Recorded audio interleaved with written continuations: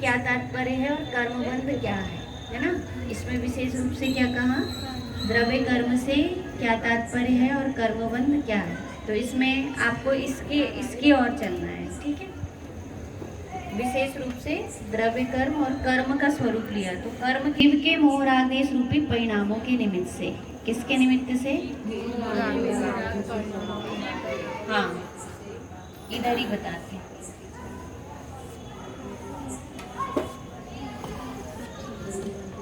देखो अब यहाँ पर क्या कहा, मोह राग देश रूपी परिणामों के निमित्त से। निमित्त किसका बना, जीव के परिणाम का। किसका निमित्त बन रहा है,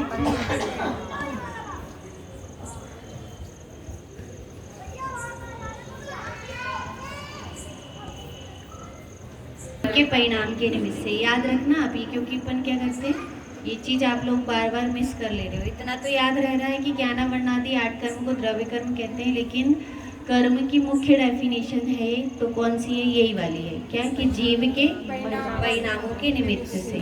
ठीक है, कौन से परिणाम है फिर वो, मोह राग देश भाव। कौन से, मोह राग देश। तो जीव के परिणामों के निमित्त से, जीव के मोह राग देश रूपी भाव परिणामों के निमित्त से क्या होता है, परिणामों के निमित्त से कारमान वर्गणाएं आती हैं।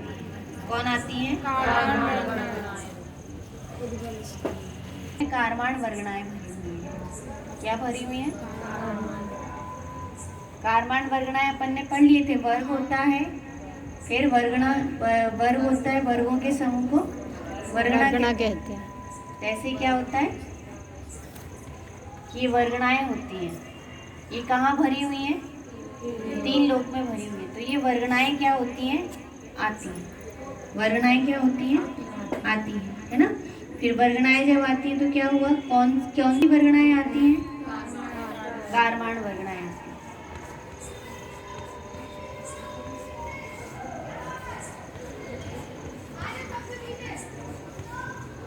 ठीक है, तो क्या हुआ, सबसे पहले जीव के परिणामों के निमित्त से।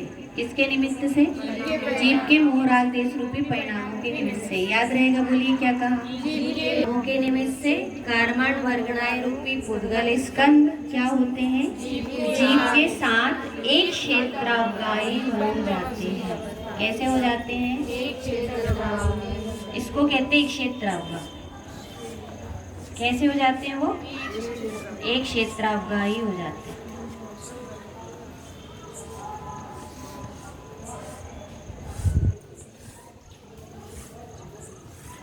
समझ में आया। यहाँ कौन है पीछे, पीछे चेतन स्वरूप आत्मा है, और ऊपर से एक क्षेत्रावगा में कौन आ गया, जैसे दूध, जैसे क्या है, दूध। और दूध में दूध कितना था, 2 लीटर, और क्या डाल दिया, आधा लीटर पानी। तो दोनों कैसे हो गए, एक क्षेत्रावगा। तो कितना हो गया, दूध कितना हो गया, 2 लीटर में आधा लीटर पानी डाल दिया, तो दूध कितना पियोगे, नहीं 2.5 लीटर दिख रहा है, 2.5 लीटर है, 2 लीटर है ये दूध। अभी एक क्षेत्रावगा कहेंगे तो कितना हो गया, 2.5 लीटर हो गया, है ना। तो दूध कितने में हो गया कि वो 2.5 लीटर में व्याप्त हो गया। पीते हैं तो फिर किसी को पिलाते हैं तो ऐसा थोड़ी ना कहते कि इसमें 100 ग्राम पानी है आपके पास। आपके इसमें 50 ग्राम पानी हमने दिए हैं। कोई मेहमान आ गए उसी समय और अपने पास दूध कम था, तो अपन क्या करते हैं, उसमें बढ़िया धीरे से पानी डाल देते हैं। पानी डाल के क्या करते हैं, दूध कम था तो पानी चाय में ना, ये थोड़ी बताते हैं, पत्ती ज्यादा कर दो, क्या ये थोड़ी बताते हैं भैया कि हमने जो आपकी चाय बनाई है उसमें आपको नहीं मालूम है हमारे पास जो दूध था वो कितना था, कि वो दूध था, हाँ वो दूध उसमें क्या हो गया है कि 50 ग्राम पानी मिला हुआ है, और हम आपको 50 ग्राम पानी वाली चाय पिला रहे हैं। ऐसा बोलते हैं क्या, नहीं बोलते। हाँ, कैसा क्या, कितना का, एक क्षेत्रावगा। ठीक है, तो इसलिए यहाँ पर कह दिए कि वो एक क्षेत्रावगा हो जाता है। कैसा हो जाता है, एक क्षेत्रावगा हो जाता है। अब याद रहेगा, ठीक है। फिर जीव के मोह राग देश भावों के निमित्त से, बोलिए एक साथ,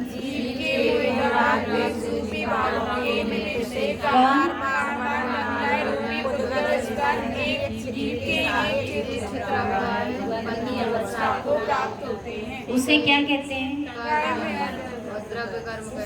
आप तो कर्म की डेफिनेशन समझिए, किसकी डेफिनेशन? कर्म की। उसे क्या कहते हैं? कर्म कहते हैं। समझ में आया? अब फिर उसके बाद क्या कहा? कारवाण वर्गना रूपी पुद्गल स्कंद ही द्रव्य कर्म रूप परिणमित होते हैं। अब ये कहा कि ये जो कारवाण वर्गनाएं हैं, कौन है? कारवाण वर्गनाएं हैं। ये ही किस रूप परिणमित होते हैं?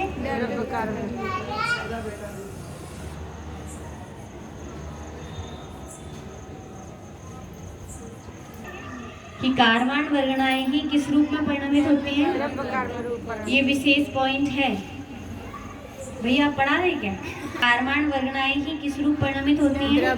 द्रव्य कर्म। जैसे आटा ही लोई रूप परिणमित होता है, आटा ही रोटी रूप परिणमित होता है, आटा ही क्या होता है? पराठे रूप परिणमित होता है, आटा ही पूड़ी रूप परिणमित होता है। तो फिर वहाँ पर क्या कहा कि आटा ही परिणमित हुआ।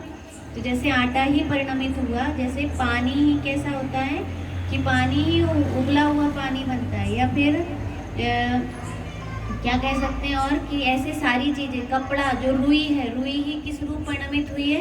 कपड़े रूप परिणमित हुई है। वही उसी की साड़ी रूप परिणमित हुई है, वही सूट रूप परिणमित हुई है, वही ब्लाउज रूप परिणमित हुई है। वही क्या हुई है कि वह रुई ही या कपड़ा ही परिणमित हुआ है। या फिर जैसे कहें कि स्टील ही कटोरी रूप परिणमित हुई है, स्टील ही ग्लास रूप परिणमित हुई है। तो ऐसे ही यहाँ पर भी कहेंगे कि कारवाण वर्गनाएं ही द्रव्य कर्म रूप परिणमित हुए। कारवाण वर्गनाएं किस रूप परिणमित हुए?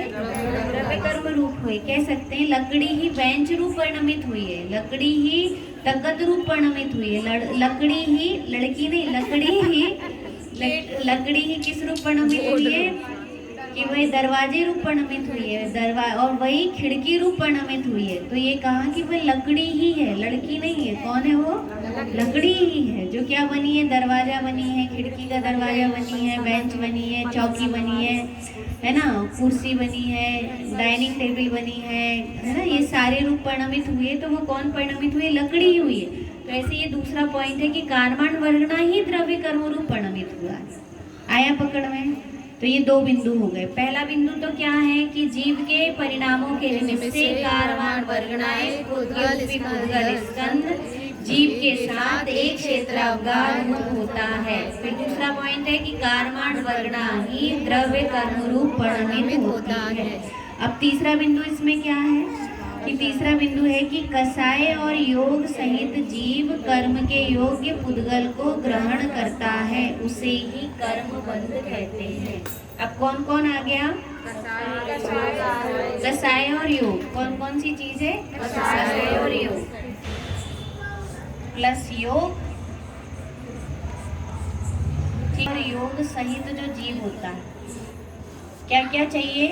कसाय भी चाहिए, कसाय चाहिए, और इसके साथ प्लस क्या चाहिए? योग चाहिए। तो इससे सहित कौन हो? जीव हो। कौन हो? जीव हो। कसाय और योग सहित जीव। क्या बोलेंगे? कसाय और योग सहित जीव। आया? याद हुआ? क्या बोलेंगे? कसाय और योग सहित जीव। ये योग सहित मतलब जो कसाय और योग सहित जीव है, इस कसाय और योग सहित जीव से क्या होता है कि कर्म के योग्य पुद्गल को ग्रहण करते हैं। किसको ग्रहण करता है? कि वो पुद्गल को ग्रहण करता है, कर्म योग्य पुद्गल को। किसको यह ग्रहण करता है?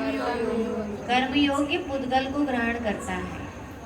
मतलब पुद्गल को ग्रहण करना है ना, तो किसको? कि वो कर्म आकर क्या हो जाएंगे? कारवाण वर्गनाओं के जो पूरे स्कंद है वो किस रूप परिणमित हो जाएंगे कि बंध को प्राप्त होंगे। तो वो बंध के प्राप्त हो कर्म के योग्य पुद्गल को ग्रहण कौन कर सकता है? तो उस दिन भी अपनी चर्चा चली थी कि यदि तेल लगा हो शरीर में तो धूल आकर क्या होगी? चिपक जाएगी, है ना। और जिसके शरीर में तेल नहीं लगा हो तो धूल आके चिपकेगी क्या? कि नहीं चिपकेगी। तो वो तेल लगा हो तो धूल आकर चिपक जाती है। तेल लगा हो तो धूल आकर चिपक जाती है। जैसे अपन कहें कि अपने पास क्या है कि अपने कपड़े हैं, तो कपड़े गंदे कब होते हैं? या ऐसे कहें भगोनी कब जलती है? भगोनी कब जलती है कि जब आपने खाली भगोनी किस में रख दी? गैस पे चढ़ा दी, यदि पानी सहित चढ़ाएंगे तो जलेगी क्या? नहीं जलेगी। लेकिन खाली चढ़ा दी तो क्या हो जाएगी? जल जाएगी। तो वो कब जली? जलने के पीछे कारण क्या हुआ उसका? कि वो कैसी थी? खाली थी, है ना। तो इसलिए यहाँ पर कहा कि कर्म योग्य, कर्मों की यहाँ पर ये कहना है कि कर्म योग्य पुद्गलों को ग्रहण करता है। तो यहाँ पर भी ये कहना है कि जो कसाय और योग का निमित्त होता है उससे क्या होते हैं कि कार्बन वर्ण है आकर जीव के बन साथ जाती है, एक संबद्ध हो जाती है, क्षेत्रावगाह हो जाती है। ठीक है, होना चाहिए जिसमें कषाय भी और योग भी हो, है ना। जैसे सिद्ध भगवान है तो सिद्ध भगवान के क्या नहीं है? उनके योग तो है, वो सिद्ध भगवान के योग नहीं है। अरिहंत भगवान के क्या है? योग है। अरिहंत भगवान के कषाय है क्या? योग है कि नहीं? योग है, लेकिन क्या नहीं है? कषाय नहीं है। इसलिए उनको क्या होता है? ईर्यापत आश्रय होता है। कौन सा आश्रय होता है? ईर्यापत आश्रय होता है। लेकिन वहीं पर सिद्ध भगवान है तो सिद्ध भगवान के क्या नहीं है? न कषाय है ना योग है, इसलिए उनको क्या नहीं होता? देखो, दो चीज दोनों तरफ से सही सही चाहिए। जैसे अपन कहें कि आटा भी होना चाहिए और बनाने वाले का उपयोग भी होना चाहिए, तब रोटी फूलती है। होता है कि नहीं होता है? तो दोनों तरफ चाहिए। एक तो जीव में कषाय और योग चाहिए और पुद्गल में भी क्या चाहिए? कार्माण बंध योग्य कार्माण वर्णा चाहिए। कौन सी वर्णाएं चाहिए? बंध योग कार्माण वर्णा चाहिए। तो जब बंध योग कार्माण वर्णाएं होती हैं तभी क्या होता है कि तभी कर्म का बंद होता है। चलो, जब तक कसाय और वो नहीं होगी। हाँ, कषाय और योग भी चाहिए और कर्म योग पुद्गल परमाणु भी चाहिए, तभी चिपकेंगे। तभी एक दूसरे से क्या हो जाएंगे? एक क्षेत्रावगाही हो जाएंगे। चिपक जाएंगे ही नहीं बोलते उसको, क्या बोलते हैं? एक क्षेत्रावगाही हो जाएंगे। ठीक है, जैसे कि चुंबक है तो चुंबक में क्या चाहिए कि चुंबक में लोहा में खींचने की शक्ति है और चुंबक में चिपकाने की शक्ति है ना। उसको वो खींचता है और ये खींचती है। वो खींचता है और वो खींचती है, दोनों चीज चाहिए ना। जैसे प्रकाश है तो प्रकाश में प्रकाशित करने की योग्यता है और हमें प्रकाशित होने की योग्यता है। तो दोनों चीज चाहिए, तब क्या होता है कि वस्तु दिखाई देती है। यदि यहीं पर कोई अदृश्य वस्तु, वो अंगूठी हो ना, वो अंगूठी जिसको पांडु को मिल गई थी। पांडु जो पांडव थे ना, पांडव के जो पिताजी थे पांडु, तो पांडु के पास एक अंगूठी मिल गई थी। तो उससे क्या हो जाते थे? अदृश्य हो जाते थे। तो वो अदृश्य अंगूठी पहन लिए, तब क्या होगा? वो दिखेगा नहीं, और दिखेगा नहीं तो क्या होगा? दिखेगा नहीं तो क्या होगा? नहीं देगा। प्रकाश मतलब वो सामने वाली वस्तु में भी योग्यता चाहिए और उसमें भी योग्यता चाहिए, दोनों में योग्यता चाहिए, ऐसा यहाँ पे कहना।